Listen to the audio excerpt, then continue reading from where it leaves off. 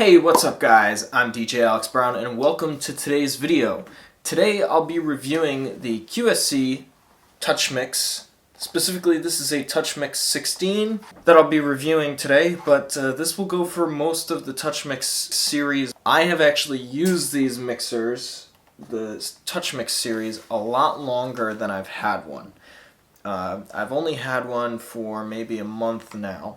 And I actually picked this one up used. But basically, back when I did the color runs, I'll link to some of those vlogs. I don't think I ever showed it in any of the vlogs, but the mixer that I was working on, back and forth between a TouchMix 8 most of the time, sometimes a TouchMix 16 like what I have. Fundamentally, they're all going to be the same. So, the first thing that I always like to talk about in reviews is the build quality and what I think of it. This mixer is actually lighter than I expected it to be. The casing is partially plastic, partially metal. It seems that this front plate here is metal, the back plate here, this is used, so it's all scratched up. I really don't care, but just so you know. This is metal, and then the siding appears to be plastic. You can rack mount this mixer. It's not that obvious from looking at it, but it's small enough to fit in a rack. It works very nice on tabletop as well.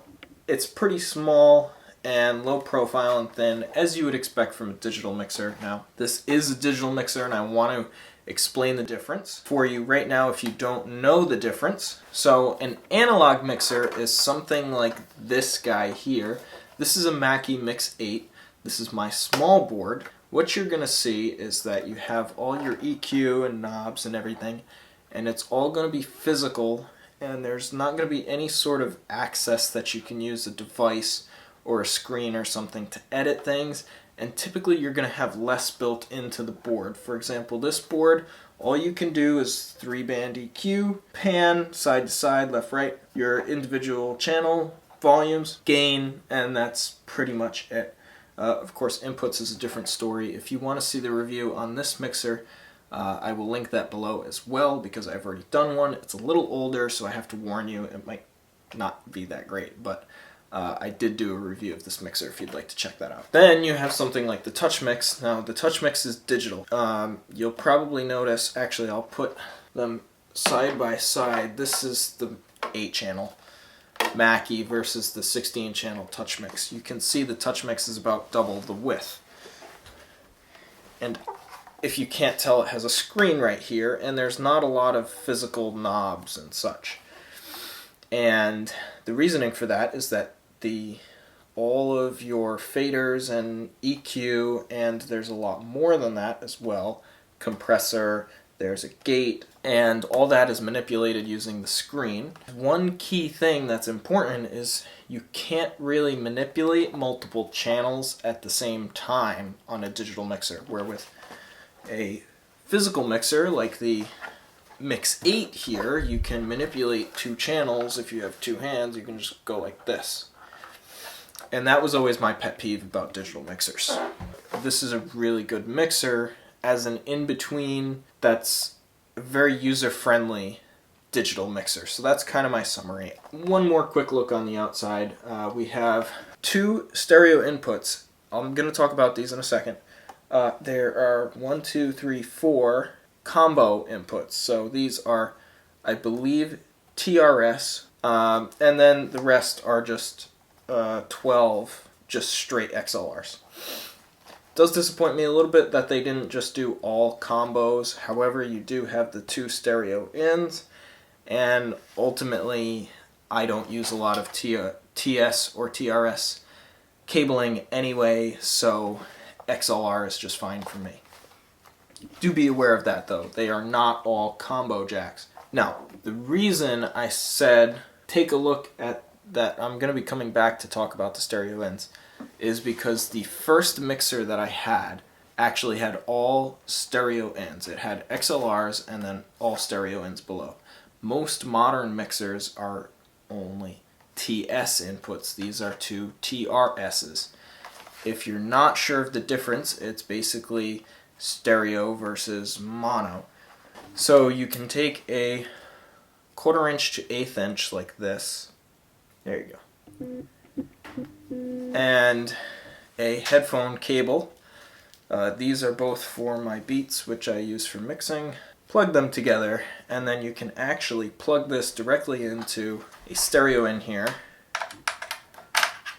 and then the other end into your phone and play music directly through without having to use, like you do on the typical analog mixers of today, a cable that looks like this, which is a stereo Y or breakout cable, which has two TS ends and a 1/8 inch. I do still keep, actually I have two of these, so I keep one with the mixer in the case anyway. The case I'll be showing you in a moment. You can also actually with this mixer use USB, such as a flash drive, to play audio. Unfortunately, at this time I don't think that you can plug a computer in and play over USB, which is a little bit unfortunate. The Mackie Pro FX16 could do that. However, for live sound applications, it is certainly good to be able to use a USB stick. The other beautiful thing about this mixer is it has XLR auxes, and I love them so much. You may know that I do some professional sound. I hated with a passion having to convert my auxes because from TS or TRS to XLR, because in the pro sound space, unless you're doing bands, we pretty much work with straight XLR cables. Everything on this board is XLR, and that's part of why I love it. If you're a DJ, you'll probably love it as well, because I'm assuming you're working mostly with XLR. But enough talk about the mixer and inputs and outputs and all that stuff. I think we've covered that pretty in depth. I want to move on to what comes in the case, and specifically how good the case is that comes with it, because it actually comes with its own carrying case. So this is the case here that it comes with. It's a little big to fit in frame here, but it says QSC on it. It's like embroidered on, and it's foam. But so it actually comes with this, which is cool because it has area for the mixer here, which you can kind of see cut out. And then it also has area for the power supply, and I've actually managed to fit the stereo breakout cable in with the power supply as well, because that's pretty typically what is in my bare minimum mixer kit. Of course, it's going to come with your power supply. It is a bit of a large power supply in keeping the mixer small. The power supply is a little bit beefy because there is some switching and electronics and things, and actually, since I have an open power supply, not for a TouchMix, I'll show you kind of what goes on inside of a power supply as a little bonus. So if you're wondering what's inside of a power supply, it looks something like this, and if you're interested in this kind of stuff, I can talk more about this in another video. Leave me a comment if you want to see something like that, but I'm assuming most people on the channel watching this review don't. So that is what comes in the box. Now let's get into taking a look at the actual mixer itself and some of what it can do. So the first thing I want to do is show you the presets, and on my mixer I have programmed in this ceremony for wedding ceremonies, and I can just recall this. Here is the EQ, which I absolutely love. If you are a music producer, you have seen EQs like this before, and you can select and modify. It defaults to gain, which is perfect. You can change the frequency of it too. You can turn it into a shelf. So if I turn the gain on, you'll be able to see that. So that is a shelf now. And then you can also do a low cut instead.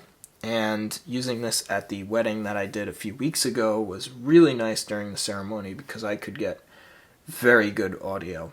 And you have the same thing on the high end, high shelf, high cut. You have a total of 4 individual, very manipulable EQ points, and then you also have your high and low cut that you can use too. You have a compressor built in, which is of course very nice. It's not really set up like your typical compressor would be, with kind of a graph and a line. The gate is the next thing. And by the way, guys, if you don't know what some of these things are,